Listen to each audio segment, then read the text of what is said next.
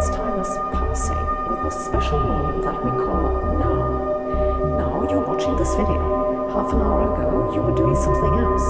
Whatever you did, there's no way to change it. And what you will do in half an hour is up to you. At least that's how we perceive time. But what physics tells us about time is very different from our perception. The person who figured this out was none other than Albert Einstein. What did Einstein teach us about the past, the present, and the future? That's what we'll talk about today.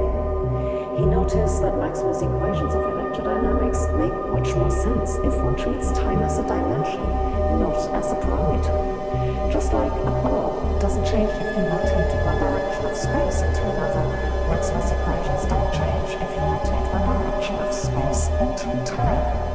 So, Minkowski said, we just combine space with time to a four-dimensional space-time, and then we can rotate space into time just like we can rotate two directions of space into each other. And that naturally explains why Maxwell's equations have the symmetry they do have. It doesn't have anything to do with electric and magnetic fields. It comes from the properties of space and time themselves. I can't draw a flower let alone four dimensions, but I can just about manage two straight lines, one for time and the other for at least one dimension of space. This is called a space-time diagram. If you just stand still, then your motion in such a diagram is a straight vertical line. If you move at a constant velocity, your motion is a straight line at some angle. So if you change velocity, you rotate in space-time. The maximum velocity at which you can move is the speed of light, which by convention is usually drawn at a 45-degree angle. In space, we can go forward, backward, left, right, or up and down. In time, we can only go forward. We can't make a U-turn, and there aren't any driveways for awkward three-point turns either. So time is still different from space in some respects.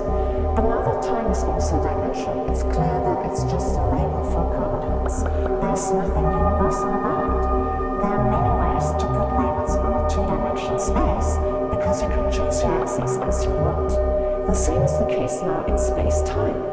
Once you've made time into a dimension, the labels on it don't mean much. So what then is the time that we talk about? What does it even mean that time is a dimension? Do other dimensions exist? Supernatural ones? That could explain the strange sounds you've been hearing at night? No, that's a separate problem I'm afraid I can't help you with. It was Albert Einstein who understood what this means.